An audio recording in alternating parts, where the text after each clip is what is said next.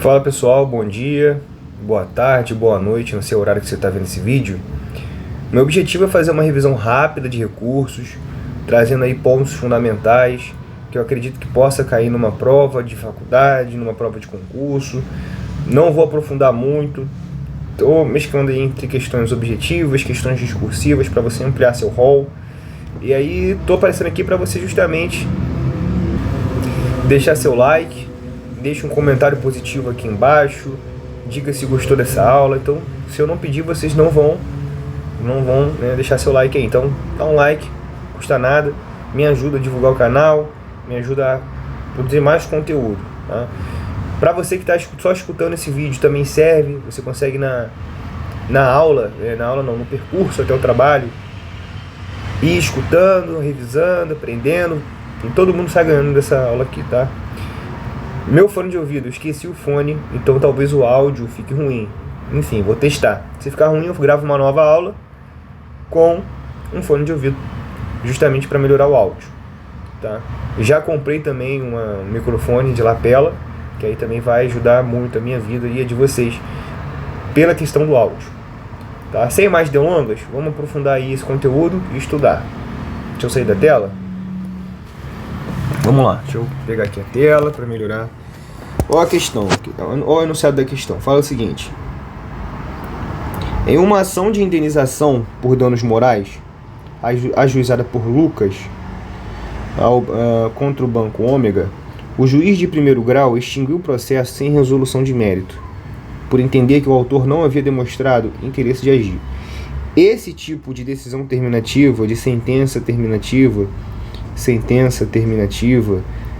ela é combatida por meio da apelação.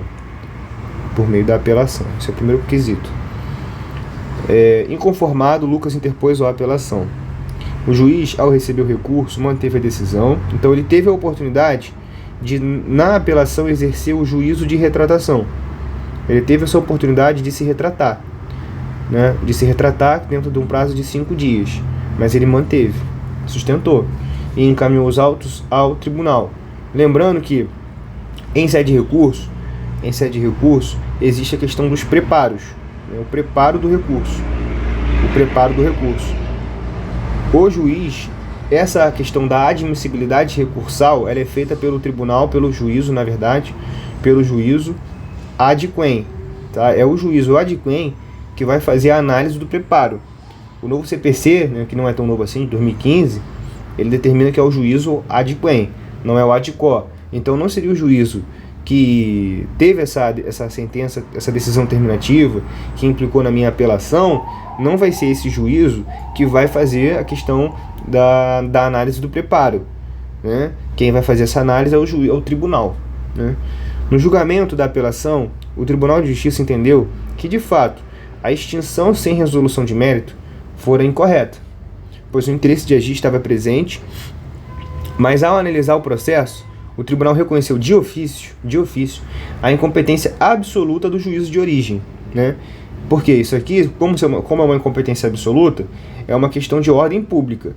Então, se é uma questão de ordem pública, o tribunal, mesmo que seja o juízo ad quem, ele pode sim fazer esse reconhecimento de ofício e determinou a remessa dos autos ao juízo competente. Então, ele reconheceu que havia interesse, né? E aproveitou, já encaminhou ao juízo competente, garantindo o princípio, né? O princípio da celeridade e da economicidade. Ele mesmo já fez tudo de ofício, já encaminhou, já procedeu. Ou seja, o tribunal ele garantiu economicidade ao processo civil, porque se ele mandasse de volta para o juízo correto, o juízo ACO, e aí para o juízo ACO, enfim, ele já procedeu ali. Com base na situação narrada e nos efeitos do recurso, responda: o juízo de primeiro grau poderia ter exercido o juízo de retratação? A gente já viu que sim, dentro de um prazo de 5 dias. Justifica indicando para o efeito recursal pertinente e para as duas hipóteses expressas no CPC, em que o mesmo tipo de efeito pode ser verificado. Deixa eu tirar aqui as marcações e vamos logo para a resposta. Então, a gente viu aí que sim, poderia ter sido o juízo de retratação, né? Como a sentença proferida extinguiu o processo sem resolução de mérito, o artigo 485 determina expressamente que, interposta a apelação, o juízo terá um prazo de 5 dias para se retratar. Esse efeito de retratação é o que a gente chama de efeito regressivo. Toda vez que você pensar em retratação, você vai lembrar de efeito o quê? Regressivo. Efeito regressivo é o efeito de retratação. Nós também podemos chamar de diferido. Duas outras hipóteses são: você tem a hipótese que a gente acabou de ver, indeferimento da PET inicial. Então, o indeferimento da PET inicial é uma hipótese de efeito regressivo, possibilidade de efeito regressivo. E a outra é a improcedência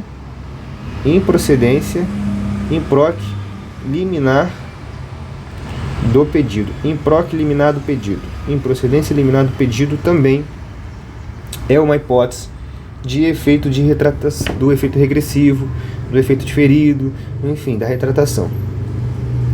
A utilidade do efeito regressivo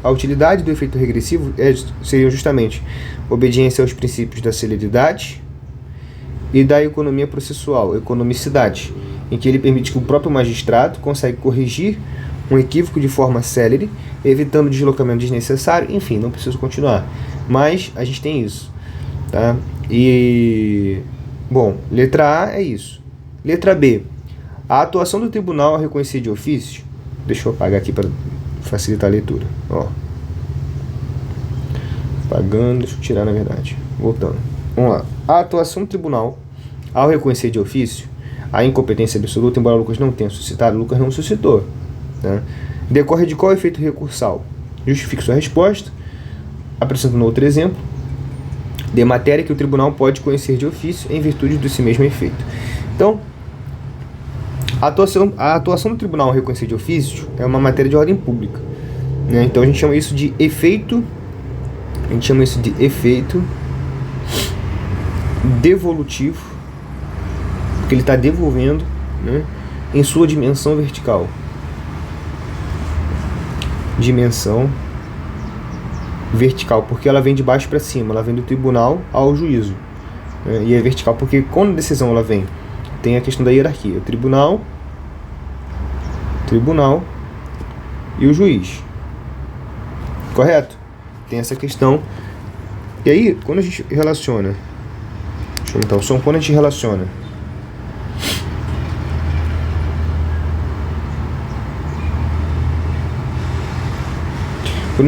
tribunal e juiz, há uma hierarquia, há uma situação de verticalidade.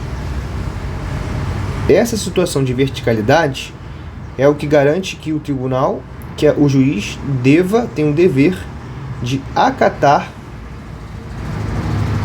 as decisões do tribunal. Então, se o tribunal decidiu que uma matéria, que um juízo, ele é incompetente absoluto, essa relação é vertical, então o juiz somente deve acatar, por isso que tem um efeito devolutivo em sua dimensão vertical. Isso também é chamado de efeito translativo, tá? Translativo também é chamado de efeito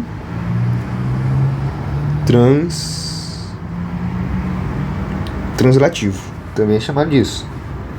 O efeito translativo permite ao órgão ad quem, tribunal, examinar e decidir questões de ordem pública, cognoscível de ofício ou a qualquer tempo ou grau de jurisdição. Você veja que está num grau superior, independentemente de terem sido deduzidas ou impugnadas pelas partes e nas razões recursais. Outro exemplo são as questões que o tribunal pode conhecer de ofício, como a ilegitimidade das partes, então pode reconhecer de ofício, ou pressupostos processuais negativos, como por exemplo, coisa julgada, litispendência. Então, quais são os outros exemplos que podem reconhecer de ofício? Simples. Nós temos ilegitimidade da parte. Outro, além disso, coisa julgada,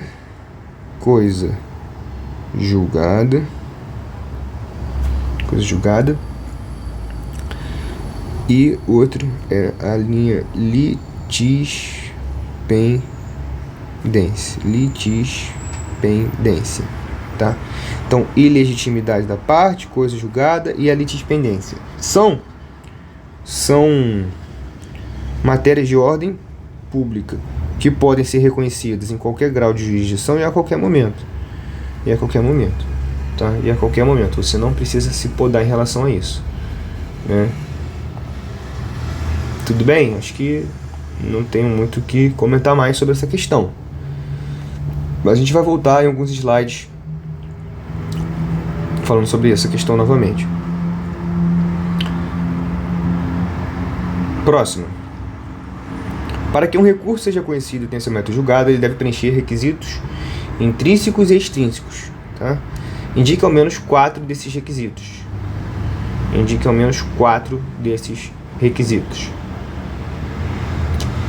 Ok, vamos lá. Deixa eu tirar aqui. Ó. Cabimento, né? Então aqui a gente tem, ó, intrínseco, e aí o cabimento consiste na exigência de que a decisão judicial seja legalmente recorrível, né? Então, há fundamento legal, né? Fundamento legal, né? E que a parte utilize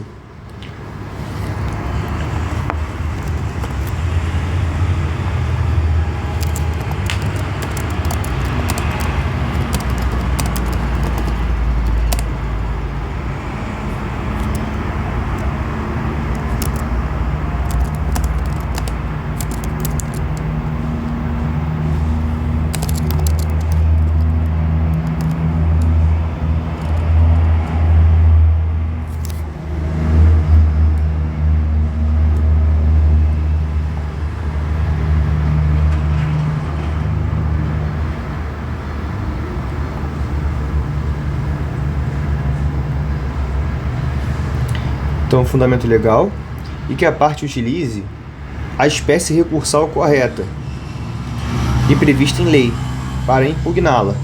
Então aqui, primeiro cabimento, primeiro requisito intrínseco, taxatividade e adequação. Por quê?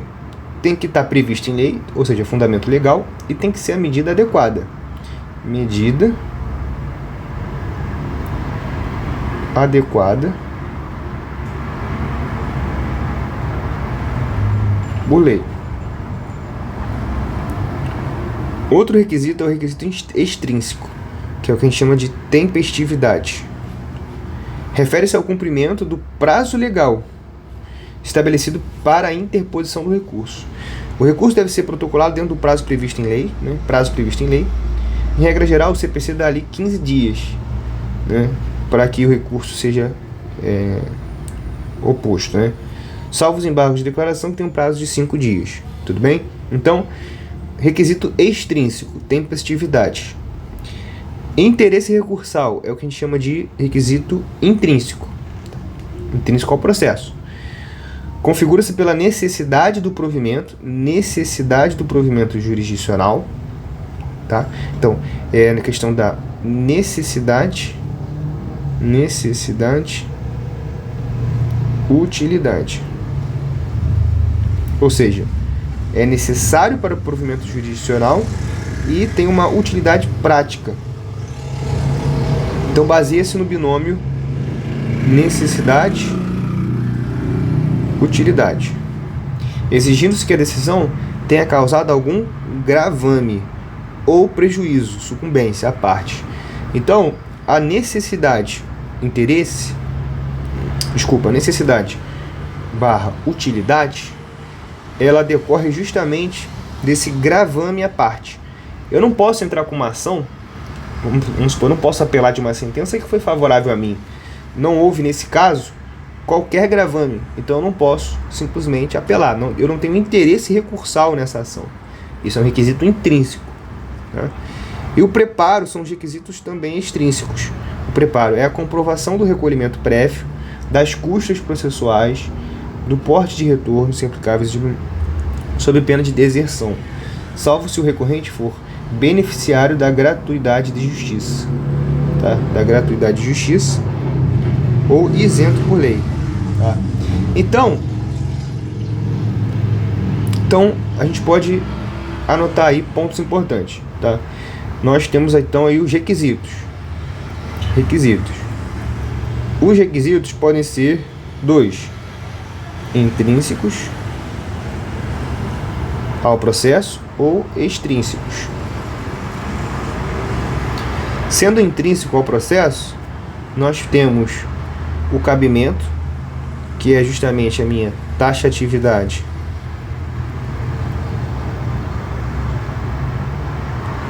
mais adequação, tá? Que é o cabimento. E o outro requisito é a questão da necessidade, é o binômio necessidade-utilidade, que é justamente a representação, a existência de um gravame, de um prejuízo à parte. Já os requisitos extrínsecos são dois: a tempestividade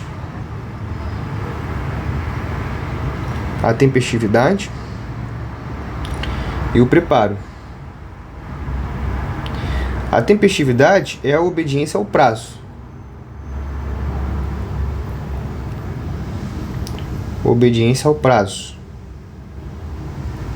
E o preparo é a questão das custas, né, por exemplo. O preparo é a comprovação, é o recolhimento, né? Recolhimento, custas. Salvo a galera que é beneficiária da gratuidade de justiça, tá? Salvo isso. Então os requisitos tá aí. Alessandra, decorar? É decorar. Não tem muito o que fazer. Tudo bem? Não tem muito o que fazer não. Decorar. Aí, ó, tem um slidezinho pra gente retomar alguns pontos. Efeito translativo, tá? Efeito translativo. Pronunciamento de ofício. No julgamento, o tribunal considerou a extinção, né, sem mérito, que foi incorreta. Lembra aquele caso que a gente falou no início dessa aula, do caso do cara que processou o banco? Então, a gente vai continuar. Alguns slides vão retomar esse caso. Então você tem que lembrar, quando você volta no vídeo. O caso do fulano que processou o banco, e aí o juiz extinguiu o processo de cara. E ao extinguir o processo de cara, ele emitiu uma decisão terminativa e ele apelou, né? O tribunal entendeu que essa extinção foi incorreta. E aí eu vou falar um pouco sobre esse caso nesse slide. Fala o seguinte: no julgamento, o tribunal considerou a extinção sem mérito foi incorreta, mas reconheceu de ofício a incompetência absoluta. Isso pode? Pode, porque se trata de uma matéria de ordem pública. Então, matéria de ordem pública relacionada, por exemplo, à ilegitimidade da parte, relacionada à litispendência, relacionada a coisa julgada, tudo isso são as matérias de ordem pública que o juiz pode julgar em qualquer grau qualquer grau de jurisdição e tempo, né? Então a fundamentação: essa atuação decorre diretamente do efeito translativo do recurso. O que é o efeito translativo? É o efeito da dimensão vertical. O efeito translativo é a sua dimensão vertical, ou seja, é a relação em que o tribunal tem com o juiz. É um efeito vertical, é um efeito translativo, é uma dimensão vertical. Esse efeito tem de ordem pública, ou seja, ele permite ao tribunal conhecer de matérias imperativas, não suscitada pelas partes, ou seja, de ofício, resguardando a legalidade estrutural do processo civil, tá? A legalidade estrutural do processo civil. Então, a dimensão vertical é aquela relação entre o tribunal e o juiz. Na sua dimensão vertical. Tá? E isso é o efeito que a gente chama de translativo. Efeito translativo, ok? Efeito. Então essa é a brincadeira. Quando o tribunal ele reconhece uma decisão, ele reconhece de ofício uma parada que vai interferir diretamente no juízo, por ser uma matéria de ordem pública, que ele pode fazer esse julgamento a qualquer grau, em qualquer grau de jurisdição e a qualquer tempo, por interferir na ordem pública, é o efeito translativo. Não esqueça, é o efeito translativo, tá? Efeito translativo. Aqui volta para a questão, não vou fazer agora, acabei de fazer, tá um dia aí. Aí ó como que a minha organização de revisão, ela é automática pelos cards do Anki. E aí o card de organização ela é perfeita no que tange a voltar. Eu acabei de falar sobre o efeito translativo. E aí vem um card falando sobre justamente o efeito translativo, comparando com outro efeito, né? Comparando com o efeito regressivo. Olha a diferença é brutal. Não vou ler não, vou comentar com vocês. Eu tenho dois efeitos aqui analisando nesse card. Eu tenho o efeito regressivo e o efeito translativo. O efeito regressivo é o efeito diferido, também é chamado de diferido. É aquele efeito que garante pra gente o juízo de retratação dentro de um prazo de 5 dias. Tá? Então, é esse o efeito regressivo, dentro de um prazo de 5 dias. Tá? Esse efeito regressivo ou diferido, que garante em 5 dias, isso visa o quê? Garantir o que a gente chama de economicidade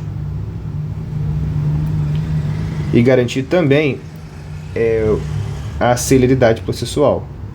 Celeridade processual e economia processual, a gente está falando do juízo de retratação, efeito regressivo ou diferido. Ponto. Quando a gente fala de um efeito translativo, e esse efeito regressivo é o que a gente chama de dimensão horizontal. Ele tem uma dimensão horizontal porque o próprio juízo prolator vai reconhecer, vai reconhecer que errou e não tem problema errar, eu vou me retratar. Eu vou retratar porque aqui no processo não se trata de ego, se trata de análise de vidas, análise de formalidades que envolvem vidas. Então você tem que ter essa opção, né? E o translativo já é outra parada. O translativo é a questão do julgamento da sua dimensão vertical, que a gente acabou de ver, então, mas eu vou botar aqui, ó. É a sua dimensão vertical, porque é o juízo reconhecendo matérias de ordem pública. Ordem pública. Quais matérias de ordem pública que você pode citar aí, Alessandro? 3. Eu sempre cito essas 3. Tem que gravar pelo menos 3. Quais? Ilegitimidade das partes, ou a gente chama de ilegitimidade ad causa, que é das partes, tá? Outra, coisa julgada. Outra, litispendência. Porque essas duas aqui garantem o quê? Segue jurídica, segurança jurídica. Tá? Então a dimensão vertical, matéria de ordem pública, efeito translativo vertical. Dimensão, efeito regressivo, dimensão horizontal, permite a retratação, tá? Exemplo comum, ocorrem apelações e agravos, economia processual extrema. Aqui é a supremacia do interesse público e rigidez processual. Na rigidez processual, né? Supremacia do interesse público na rigidez processual, que é o princípio guardião. Bom, é isso, tá? É isso. Isso aqui é muito interessante. Muita gente passa despercebido, não nota, enfim, não se atenta. Deixa eu pegar um café, já volto, pera aí. Deixa eu pausar aqui.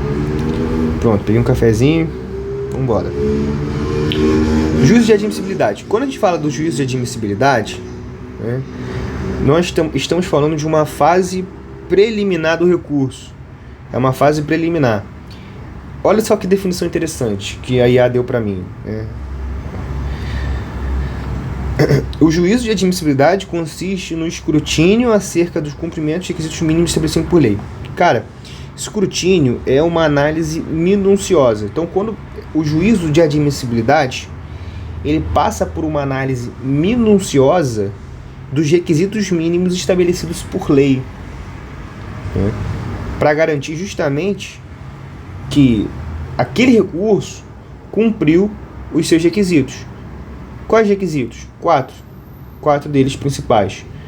O cabimento, né, e aí quando a gente fala de cabimento,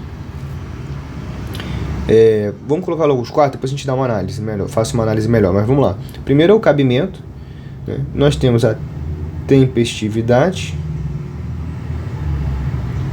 temos o binômio interesse-necessidade. Vou ficar nesses três aqui para não se aprofundar muito, porque a gente já falou. Mas o cabimento, a gente está falando do quê? Da taxatividade, ou seja, está previsto em lei, tá certo? E a adequação. É o recurso adequado? É a adequação. A tempestividade é a questão do meu prazo. Temos o interesse e necessidade, que refere-se justamente ao binômio, ou seja, houve algum gravame ao recorrente, ou seja, houve algum prejuízo ao recorrente. E temos a questão formal das custas barra preparo. Então, a fase preliminar vai passar pelo escrutínio desses elementos, vai passar pelo escrutínio desses elementos para verificar se realmente é admissível entrar com esse recurso. Caso o único requisito seja descumprido, o recurso ele é não conhecido. Repara, conhecer um recurso ou não conhecer depende justamente de passar por esse escrutínio desses requisitos que eu estou falando aqui agora. Se ele conhece, bom, se eu conheço, eu passo pelo juízo de admissibilidade, e aí agora eu vou saber se esse recurso pode ser, se é um caso de provimento ou se é um caso de desprovimento, tá? Ou não provimento. Provimento ou não provimento é a análise de mérito. Conhecimento ou não conhecimento é a análise formal, tá? Então, provimento e desprovimento é a análise de mérito. Quando você vê lá, conheço o recurso, mas aplica-se o desprovimento, o não provimento da causa. Aí é uma análise de mérito, tá? E o conhecer e não conhecer é o escrutínio dos requisitos formais. Bom, essa é a base do recurso. Para você entender, você ler ali um recurso, você tem que passar por esse entendimento, tá?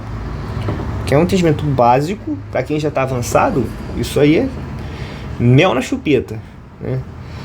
Mas para quem está começando agora, ou para quem passou sem construir a base, isso passou despercebido, a pessoa não lembra, entendeu? A pessoa simplesmente não lembra. Então, estou aqui para lembrar. Vamos avançar. Aqui a gente já fez, então pula. Aqui a gente já falou, mas eu vou falar rapidamente, ó. Requisitos de admissibilidade são os requisitos formais. Os requisitos que vai determinar se eu vou conhecer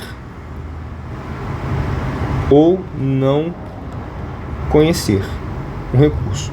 Então, cabimento, taxatividade e adequação. Tempestividade são os prazos. Normalmente são 15 dias para os recursos. Embargos de declaração são 5. Interesse é o binômio utilidade e necessidade, né? É o binômio utilidade. Ó, no último cometi um erro, agora que eu percebi, cara. No slide anterior, eu falei que o binômio era interesse e necessidade, não é isso? Eu acho que eu falei isso, mas não é. É utilidade e necessidade, tá? Para identificar se há algum gravame sofrido pela parte recorrente. Para identificar se há algum gravame ocorrido pela parte recorrente. E por fim o preparo, que é justamente o recolhimento tempestivo de taxas e custos recursais exigidos por lei sob pena de deserção, tá? Então os requisitos são esses: cabimento, tempestividade, interesse, preparo. Recurso. Aí novamente a gente fala, né? O recurso, o filtro obrigatório. Antes, eu só vou ler para você ter aí na mente guardado que você tá no ônibus, enfim. Antes que o mérito de qualquer recurso seja analisado pelos juízes ou desembargadores, eles devem passar por uma triagem processual rigorosa.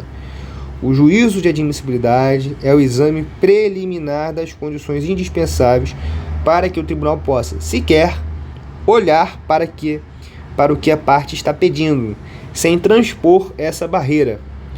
O mérito permanece intocado, né? O mérito permanece intocado, tá?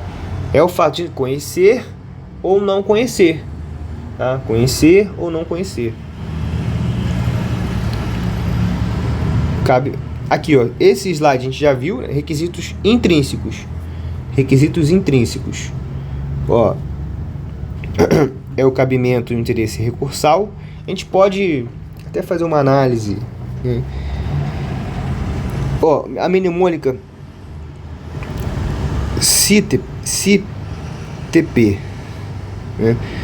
CTP, né? Ou, na verdade, olha como fica mais simples, ó. Vamos botar assim, mnemônica, tô construindo junto com você na aula, ó. Mnemônica, grave a mnemônica CIPT, que são os requisitos, os 4 pilares, né? Os primeiros aqui, o CI é a questão de requisito intrínseco, e o PT, né, Partido dos Trabalhadores, são os requisitos extrínsecos, tá? E aí a gente tem aqui cabimento, o C de cabimento, o I de interesse recursal, o P, preparo, e o T, tempestividade. De qualquer forma, quais são os 4 pilares da admissibilidade recursal? CIPT, tá? CIPT. Você vai gravar essa mnemônica e bota na prova lá e fé. Os primeiros são intrínsecos, os segundos são extrínsecos, tá? Bom, tá aí a mnemônica para te ajudar. Efeito translativo, já vimos, né? Efeito dimensão vertical, enfim. Tá aí. O caso Lucas, né? O caso Lucas, a gente já viu tudo que tinha que ver desse caso também, não tem muito o que falar. Regressivo, visão, efeito translativo, dimensão vertical. Aqui diz assim, ó, efeito translativo. Olha só o slide, quem tá vendo aí a aula, o slide tem uma parte assim, uma imagem grandona escrito assim, ordem pública.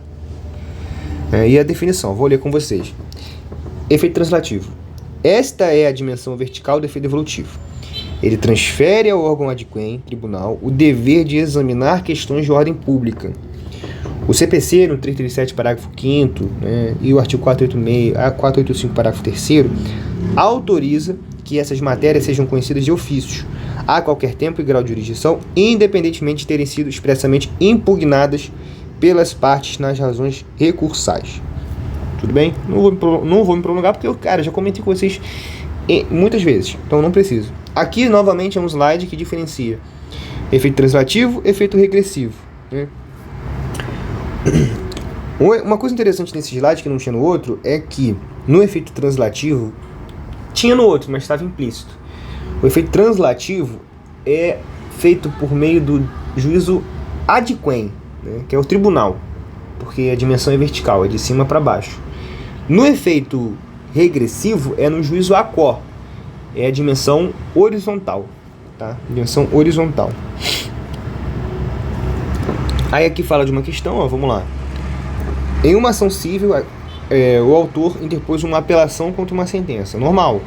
O réu intimado da apelação decidiu também apelar, mas o fez na forma adesiva. Cara, quando você faz na forma adesiva, a forma adesiva ela é possível para apelação, é possível para o recurso extraordinário e para o recurso especial. Só para lembrar, o recurso extraordinário ele é cabível quando desafia a Constituição Federal. Quando desafia a Constituição Federal, é o recurso extraordinário. Quando desafia uma lei federal, aí a gente está falando do quê? Do RESP, recurso especial, né? E apelação.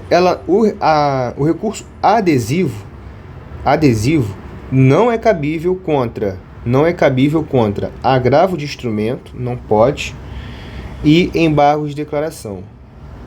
Não existe embargo de declaração adesivo. Não existe. Não tem como ter um embargo de declaração adesivo. Não fica maluco. Nem tem como ter um agravo de instrumento adesivo. Não dá. Porque o adesivo, ele fica, literalmente, ele não é autônomo. Ele é autônomo? Já dei a dica, né? Ele não é autônomo. É um recurso subordinado. O que isso significa, Alessandro? Significa que se o recurso principal, se der merda no recurso principal, dá merda no recurso adesivo. É isso. Ah, mas foi alguma análise somente da formalidade, Alessandro. No CIPT. Não tem problema. Continua dando merda, entendeu? Então é isso. Então, considerando o CPC, cenário alternativo correta. O recurso adesivo é autônomo? Não é autônomo. O recurso adesivo possui natureza acessória, sim, de modo que sua admissibilidade depende do recurso principal. Tá certinho, é isso, letra B. O recurso adesivo é cabível em qualquer modalidade? Não, porque não é cabível em embargo de declaração e agravo de instrumento. Neste caso, o tribunal não poderá conhecer do recurso adesivo, pois o CPC não admite que a apelação seja interposta adesivamente. Errado. É possível sim. Então, letra B de bola. Tá? Aqui a gente vai ver depois. Uma questãozinha aí pra gente analisar também, mais uma. Diz assim: a respeito dos recursos no Código de Processo Civil, analise as afirmações. Considerando que o recurso cabível contra a decisão que indefere a petição inicial e extingue o feito sem resolução de mérito é o recurso de apelação, resulta... Considerando que o recurso cabível contra a decisão que indefere a petição inicial e extingue é o recurso de apelação, resulta inadmissível o exercício do... Inadmissível não, é admissível. Caberá agravo de instrumento contra a decisão interlocutória proferida na fase de liquidação, sentença de cumprimento e tutelas provisórias, ressalvadas tutela de evidência. Errado. Porque quando a gente fala de tutela provisória, nós estamos falando de uma tutela que é um gênero. E é possível agravo de instrumento contra a tutela provisória. Porque, querendo ou não, é uma decisão interlocutória, né? Beleza. Só que e a tutela provisória ela se divide em urgência e evidência. Então, se cabe contra a urgência, cabe também da evidência, porque são espécies, cara. Pô, loucura, essa questão, então não pode, né? Então, a 2 está errado, a 1 está errado. A 3, o juízo de admissibilidade do recurso de apelação será realizado somente pelo juízo de segundo grau. Isso é uma nova disposição do CPC. Então, esse somente aqui está certo. Uma das poucas vezes que você pode falar somente, mas está certo. Recebido o agravo de instrumento do tribunal, o relator poderá atribuir o efeito suspensivo, pode, ao recurso ou deferir em antecipação de tutela total ou parcialmente a pretensão recursal, pode. Cabe embargo de declaração contra a decisão que deixar de se manifestar sobre tese firmada em julgamento de casos repetitivos. Cabe. Que é qual vício? É o vício de omissão. Esse é o entendimento, é um vício de omissão. Gabarito, portanto, você tira tudo que tiver 1 não pode, 2 não pode, só pode ser letra A, né? Então, fácil. Também tranquilo de se analisar. Essa aqui é outra questão interessante, que fala assim, ó.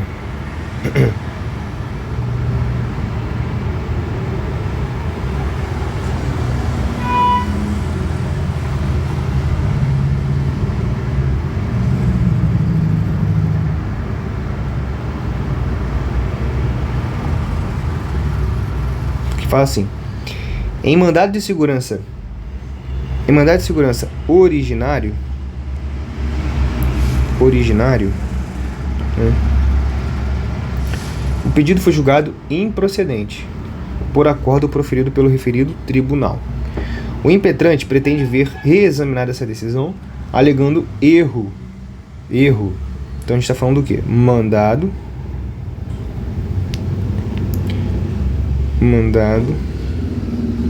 de segurança, de segurança. Esse mandado de segurança ele foi denegado, porque ele foi considerado o quê? Improcedente, tá? O impetrante pretende ver reexaminada essa decisão, alegando erro na apreciação da prova e na aplicação do direito. Assinale a afirmativa correta. O acórdão é irrecorrível, sendo cabível neste caso apenas a reclamação constitucional? Não. Cabe recurso ordinário ao STJ, uma vez que o processo teve origem no Tribunal Regional Federal e o pedido foi denegado, certo. Cabe apelação, Não. Não cabe qualquer recurso, também não. É letra B mesmo. Porque a gente tem que entender que alguns recursos, eles começam diretamente no juízo ad quem. Tá? Começa logo no tribunal. E aí pode começar no Tribunal Regional Federal ou qualquer tribunal de justiça aí. Para esses tribunais, eu tenho que garantir um duplo grau de jurisdição, certo? Um duplo grau de jurisdição. Porque o duplo grau de jurisdição é uma previsão não no direito constitucional, mas uma previsão internacionalmente aceita e ratificada pelo Brasil, certo? Esse é o ponto.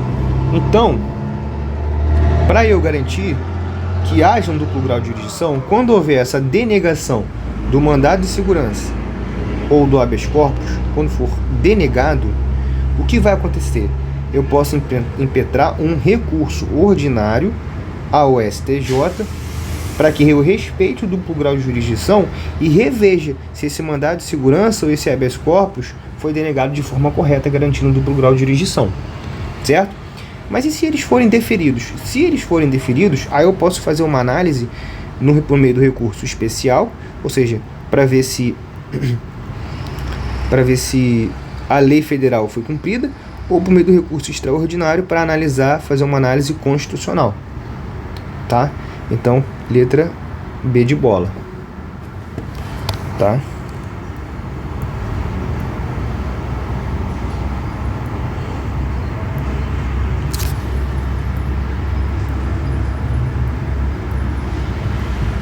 A gente avança aqui. Próxima questão e última, eu vou fechar aqui, tá? Em sentença de mérito, o juiz deixou de se manifestar sobre um argumento relevante da defesa, tá? Ou seja, um argumento relevante, capaz de infirmar a conclusão adotada. O réu interpôs então embargo de declaração sustentando essa omissão, um vício. Considerando o CPC, a finalidade dessa espécie recursal, assinale a afirmativa correta. Os embargos de declaração são cabíveis e visam sanar vício de omissão, não sendo meio adequado para rediscutir o mérito. Os embargos de declaração são cabíveis apenas se houver erro material ou contradição interna. Não, há outras hipóteses.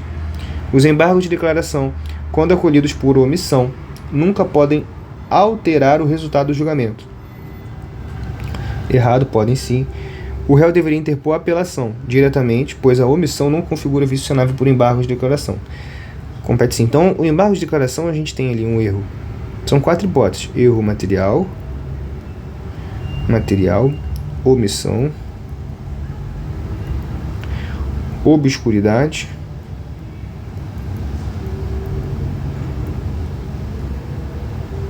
eita, tirei. Ficou faltando uma só.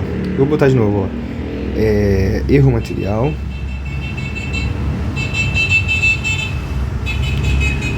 obscuridade, omissão,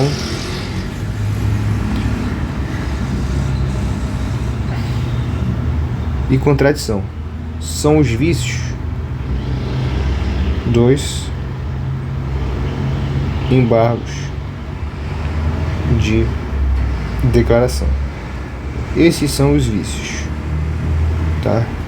Erro material, obscuridade, omissão e contradição. E aí eu posso entrar justamente com meus embargos, sem problema nenhum. E esses embargos, eles podem sim, prazo de 5 dias, tá? E eles podem sim rediscutir o mérito, né? Mas não é um método adequado, porque não quer rediscutir o mérito, ele quer simplesmente... ele não é rediscutir o mérito, mas pode sim alterar o resultado do julgamento. Isso sim é a expressão correta, porque realmente não é o meio adequado para rediscutir. Então, letra A é o gabarito. Ou seja, os embargos de declaração são cabíveis e visam sanar o vício de omissão, não sendo o meio adequado para rediscutir o mérito. Letra A. Tudo bem? Beleza. Encerro por aqui, tá? A aula de hoje. Deixa eu aparecer aqui. Aqui, ó. Bom, espero que vocês tenham gostado, tá? Vou encerrar por aqui, que eu tenho que ir pro trabalho. Dá um like, deixa um comentário, curte, compartilha com algum amigo. Me ajuda muito na divulgação deste canal que eu estou construindo gradativamente. Ó, o caminhão. Tô sem fone de ouvido, aí o ruído tá passando, ó. Deixa passar. Mas eu vou comprar, já comprei na verdade, um microfone de lapela. E aí vai ajudar nessa questão do áudio. Mas eu provavelmente vou refazer esse vídeo. Vou divulgar agora para ajudar algumas pessoas, mas vou refazer para melhorar a questão do áudio, que me incomoda muito. Tá bom? Grande abraço. Valeu.